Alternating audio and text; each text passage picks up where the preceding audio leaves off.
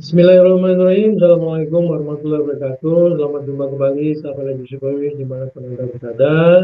Kembali berjumpa dengan saya Bang Anton dan selalu mendoakan agar teman-teman selalu dalam keadaan sehat, bahagia bersama keluarga yang tercinta. Dan khusus menyapa teman-teman yang sedang giat bekerja, semoga selalu dalam kelimpahan, dalam keberkahan dari Tuhan Yang Maha Kuasa.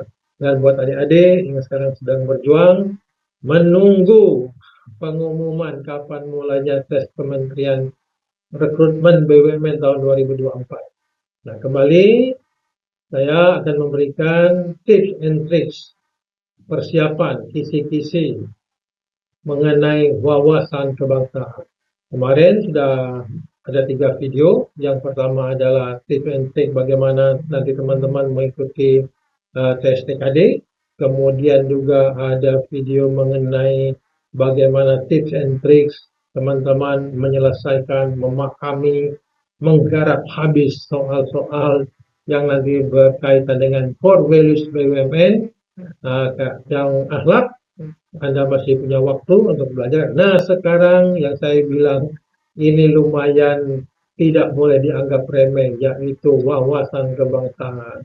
Kenapa? Karena ini sejatinya pelajaran lama, pelajaran waktu SD, SMP, dan SMA.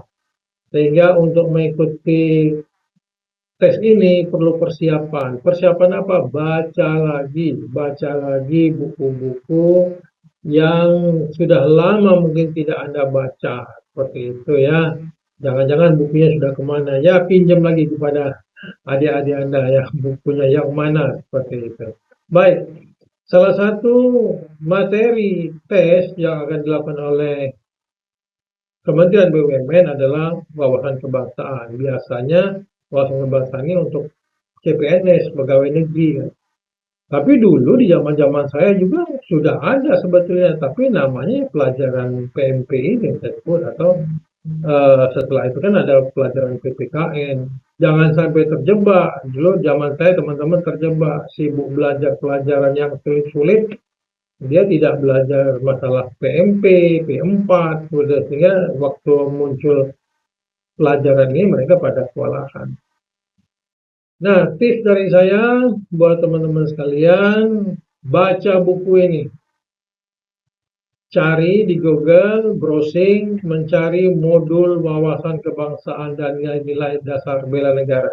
Ini sangat baik untuk membekali adik-adik sekalian dalam menyelesaikan soal-soal yang berhubungan dengan wawasan kebangsaan dan bela negara. Nah, buku ini sangat baik, bisa di browsing, bisa di download, dan bisa dibaca. Ya, itu yang pertama. Oke, kita tidak berlama-lama. Saya akan menggunakan referensi soal-soal yang dipakai oleh CPNS di dalam membahas soal yang berkaitan dengan wawasan kebangsaan.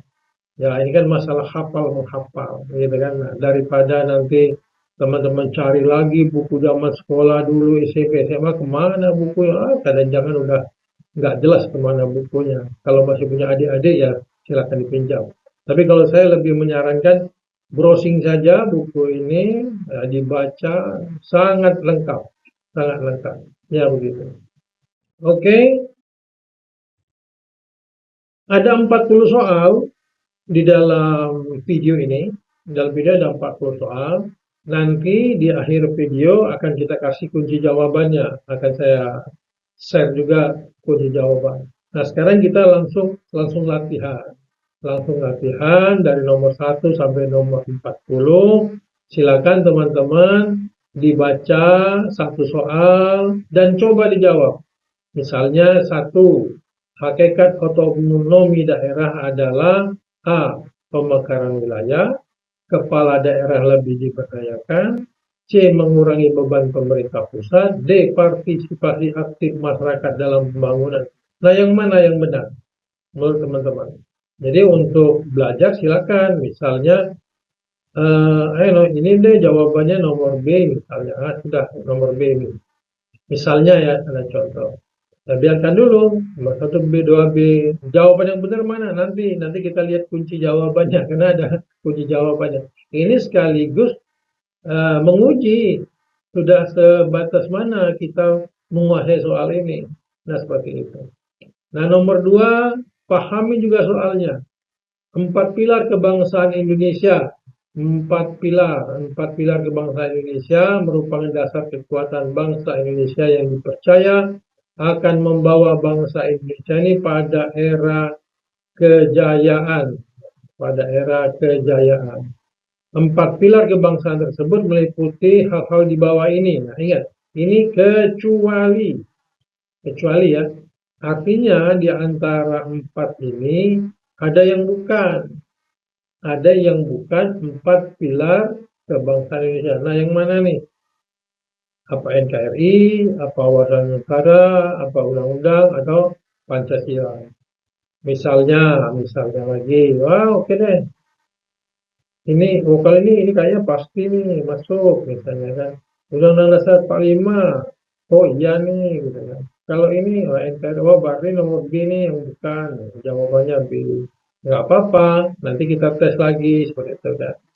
Kemudian lanjutkan di nomor 3. Nomor 3, lembaga negara Garuda Pancasila dengan semboyan Bhinneka Tunggal Ika digunakan pertama kalinya secara resmi pada acara sidang BPUPKI 1, sidang Kabinet RIS, sidang PPKI 1, sidang MPRS. Yang mana yang benar? Soal nomor 4, setelah amandemen Undang-Undang 1945, NKRI menganut sistem pemerintahan A. Kerajaan, B. Republik, C. Parlementer, D. Presidensial. Yang mana? Setelah amandemen Undang-Undang 45, Negara Kesatuan Republik Indonesia.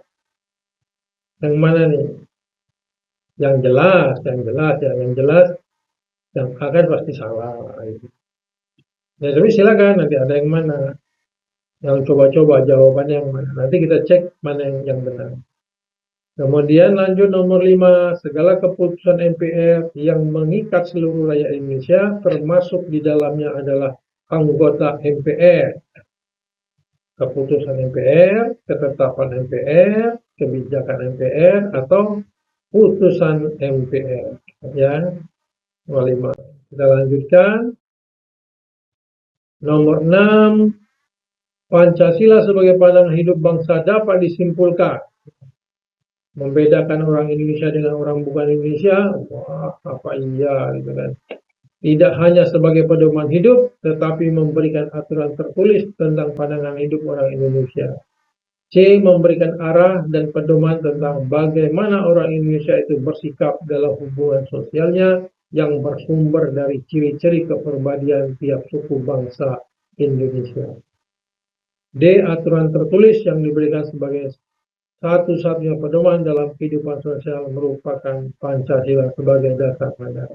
Yang mana nih? Yang mana? Apakah C jawabannya? Ya, dilingkarin dulu. Benar atau tidak? C. Dicek di lembar terakhir. Seperti itu. Nanti di akhir video akan kita share kunci jawabannya seperti itu. Nanti ternyata misalnya dari sekian puluh soal, 40 soal ini, Anda sanggup menyelesaikannya jawaban yang benar misalnya 20, ya nanti ulangi lagi, dites lagi. Tapi jangan melihat kuncinya gitu kan. Kalau mau belajar dari soal-soal yang ada di sini seperti itu. Nah, nomor 7, lagu Apuse Tokondau Jarane Torerorering. Nah, seperti itu lagunya. Lagu Apuse berasal dari daerah mana? Papua, Irian Jaya, Sulawesi Utara, Tapanuli, atau Maluku. Lagu yang mana? Nomor 8, silakan Anda baca. Peta politik di Indonesia pada masa demokrasi terpimpin diwarnai oleh 3 kekuatan politik utama, yaitu Soekarno, NU dan PKI, Soekarno, PNI dan PKI, nah, Soekarno, Masyumi dan PKI, Soekarno, Angkatan Darat dan PKI. Ini pelajaran lama sekali ya. Ingat pelajaran SMP, SMA yang kita belajar. Nomor 9, secara teoritis tujuan kebijakan otonomi daerah. Nah, ini sudah 2 kali muncul mengenai otonomi daerah. Yang mana memperkaya daerah, meningkatkan PAD, mensejahterakan masyarakat, mempertinggi egois daerah. Kalau nomor D rasanya tidak mungkin secara teoritis. Ya, silakan yang mana di antara A, B, dan C. Mana yang benar menurut teman-teman? Nanti kembali cek. Nomor 10, untuk menjaga paham konstitusionalisme, maka dibentuklah suatu lembaga yang diberikan tugas untuk menjaga undang-undang dasar, yaitu A. DPR, B. MPR, C. Komisi Yudisial, D. Mahkamah Konstitusi. Nah, ini yang lagi rame sekarang. Mahkamah Konstitusi yang lagi rame, DPR juga rame yang selalu didemo oleh teman-teman sekalian. Yang mana nih yang benar jawabannya? Kemudian nomor 11, kedudukan Pancasila sebagai dasar negara dapat dirinci sebagai berikut, kecuali. Silakan dibaca apakah A, apakah B, apakah C, apakah D. Nah, ringkari mana yang benar kira-kira ya. Nomor 12, asas yang berkaitan dengan tujuan pendidikan sesuai dengan falsafah negara disebut asas filosofis, psikologis, sosiologis, deorganisasi. Nah, bisalah kalau ini sebetulnya, dan apalagi kalau sudah S1 ya pastilah tahu ya. Nomor 13, salah satu landasan hukum Bhinneka Tunggal Ika adalah batang tubuh Undang-Undang 1945, yaitu Pasal 1 ayat 1, Pasal 272, Pasal 33, Pasal 313. Nah, ini makanya kita harus belajar, harus baca buku. Nah, kalau muncul soal begini, kita tidak baca Undang-Undang 45 isinya, wah, mana tahu kita. Maka kalau soal ini muncul nanti teman-teman udah tahu jawabannya. Oke, yang mana jawabannya? Nah, tapi nanti kalau bisa jangan Anda lihat kuncinya saja. Anda buka lagi juga untuk memastikan kunci itu kan. Ternyata ini kunci yang saya share juga nanti salah menjebak teman-teman kan seperti itu. Jadi baiknya ya kembali Anda buka. Oh, dalam 45 pasal 1 mengenai apa, pasal ini mengenai apa. Coba dibaca supaya memastikan sambil Anda juga belajar. Lembaga negara ini berwenang mengusulkan pengangkatan hakim agung. Anggota lembaga negara ini diangkat diberhentikan oleh lembaga negara, yaitu MA dengan persetujuan DPR, MK dengan persetujuan MPR, DPR dengan persetujuan DPR, Presiden dengan persetujuan DPR. Siapa lembaga negara yang berwenang mengusulkan pengangkatan hakim agung? Nah, ini sudah sering rame lah berita-berita kemarin kan. Hakim agung yang ditunjuk oleh seseorang. Next, berikutnya soal 15. Paham atau pandangan masyarakat yang merendahkan kebudayaan masyarakat lain dan mengagungkan kebudayaan sendiri adalah etnosentrisme, nasionalisme, chauvinisme, patriotisme. Kalau D nggak mungkin. Dan B nggak mungkin. Nah, silakan tinggal A dan C yang mana menurut teman-teman. Oke, ya sedikit-sedikit lah kita kasih bocorannya lah seperti itu ya. Kalau ini ya nggak mungkin lah pandangan yang D yang begitu. Kira-kira begitu. Kalau Anda masih ragu, yang A apa yang C ya? Yang A apa C? Kira-kira kan begitu. Panduannya ya, teman-teman. Nomor 17, setelah dilakukan perubahan hukum dasar negara oleh PPKI, kata mukaddimah dalam dasar negara diubah menjadi prakata, sambutan, kata pengantar, D. Pembuka.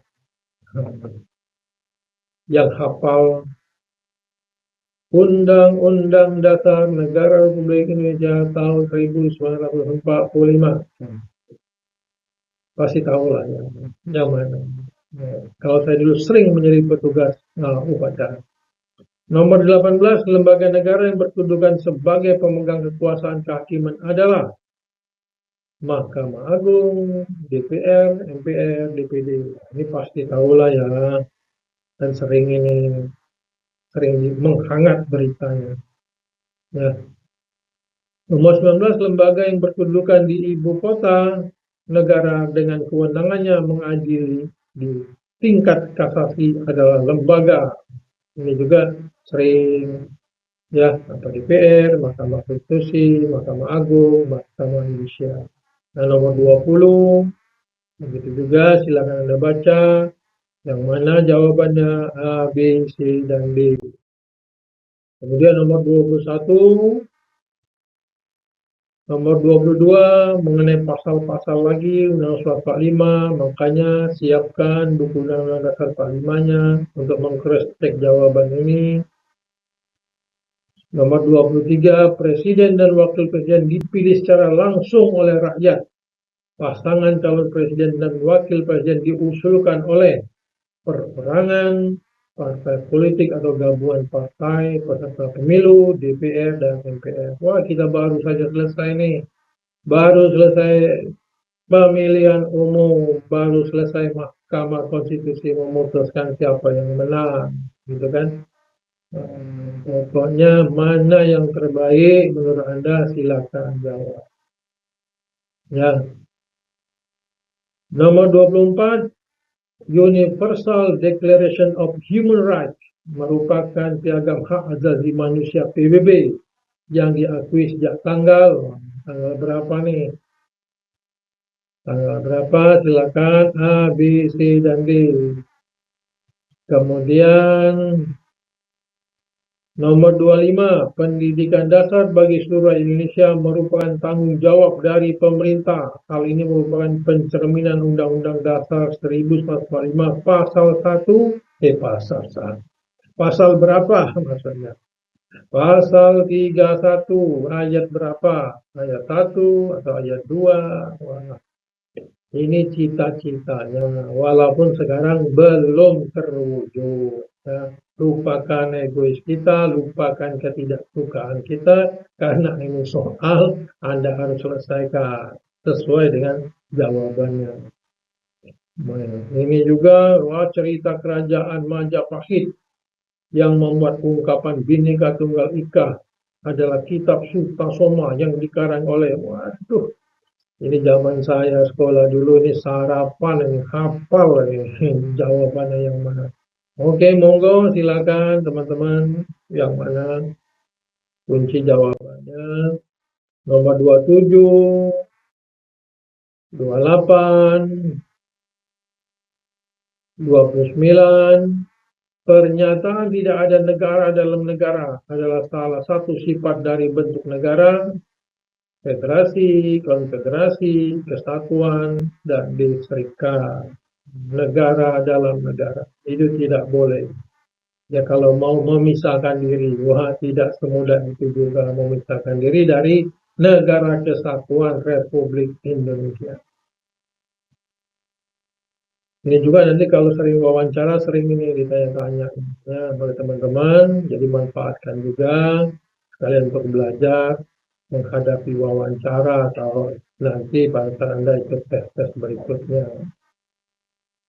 Ya kita lanjut, silakan Anda baca nomor 30, nomor 31, ya nanti yang mana.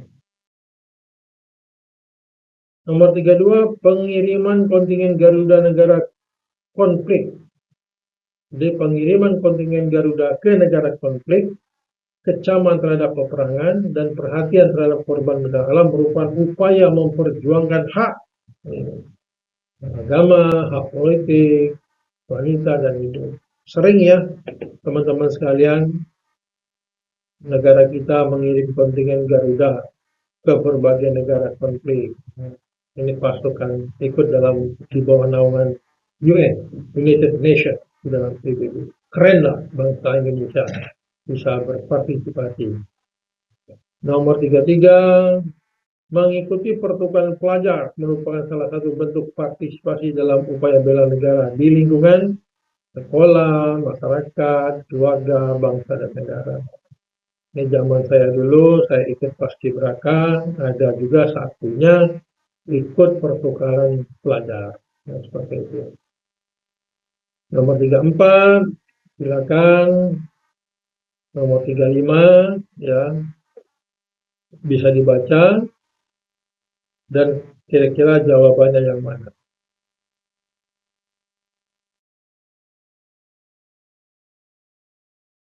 Ini kembali lagi mengenai undang-undang, Presiden sebagai kepala negara dan kepala pemerintahan, ketentuan yang mengatur tentang kedudukan presiden tersebut termaktub pada Undang-Undang Dasar Republik Indonesia tahun 1945 pada pasal, kembali lagi, Anda harus baca Undang-Undang Dasar 1945. Ya. Pasal yang lain juga dibaca, jangan mengenai pasal-pasal yang muncul di dalam contoh soal ini saja. Makanya hafalan, jadi tes wawasan kebangsaan ini lebih ke hafalan, gitu. Hafal apa enggak, minimal Anda pernah baca. Jadi kalau minimal pernah baca itu nanti Anda ingat, oh iya pernah baca jawabannya ini, jawabannya. Tapi jangan takut, tidak sulit. Ya. Baca saja, ya nanti wah ini kayaknya benar. Ini kayaknya benar. Oke, pemerintah daerah kabupaten memiliki seorang kepala daerah yang disebut, masa nggak tahu lah ya, kalian begini-begini kan. Oh, jangan-jangan sering ketemu juga kita kan sama orang. Kan. Pemerintah daerah kabupaten. Kabupaten. 39, tindakan yang tidak termasuk kewajiban warga negara seperti yang diatur dalam Undang-Undang Dasar Negara Republik Indonesia tahun 45 adalah membayar pajak. Oh, masa iya. Menggunakan bahasa Indonesia, bekerja untuk memenuhi kebutuhan, mendapat perlindungan hukum. Mana nih tindakan yang tidak termasuk kewajiban warga negara? Coba yang mana? Oke, kalau orang nggak kerja, boro-boro bayar pajak kan? Makan aja susah, masa bayar pajak. Nah, yang terakhir ke-40 dalam Undang-Undang Dasar 1945, kemerdekaan berserikat dan berkumpul, mengeluarkan pikiran dengan lisan dan tulisan dan sebagainya ditetapkan dengan undang-undang terdapat dalam pasal berapa? Bebas berserikat. Ya kan? Jika kita bisa bebas berkumpul, bebas berpendapat. Ini katanya menurut undang-undang. Walaupun tetap saja sebebas-bebasnya tidak terlalu bebas. Ya, Anda harus berhati-hati. Nah, demikian sahabat Legisi Boys, kira-kira kisi-kisi bentuk-bentuk soal di wawasan kebangsaan ini. Saran saya kembali download buku tadi, baca, pelajari, baca juga Undang-Undang 45 gitu kan. Kemudian ya ingat-ingat gitu kan, kalau yang kuat hafalannya itu bagus gitu kan. Yang nggak kuat ya minimal pernah baca sehingga bisa menyelesaikan soal-soalnya. Demikian, semoga Anda beruntung, semoga Anda mendapat ridho dari Allah Subhanahu wa taala. Doa saya semoga Anda mendapat yang terbaik dari Tuhan. Demikian, wassalamualaikum warahmatullahi wabarakatuh. Nah, ini saudara-saudara, slide terakhir yang sengaja saya siapkan untuk memandu jawaban-jawaban teman-teman sekalian, apakah benar atau salah. Ya, berapa yang benar dari 40? Nanti diulang lagi ya sampai paling tidak 40 soal ini Anda kuasai. Teman, sekali lagi ingat, jangan hanya terpaku di contoh-contoh soal yang ini. Karena pasti bervariasi yang seperti itu. Ya, demikian. Semoga membekali. Terima kasih.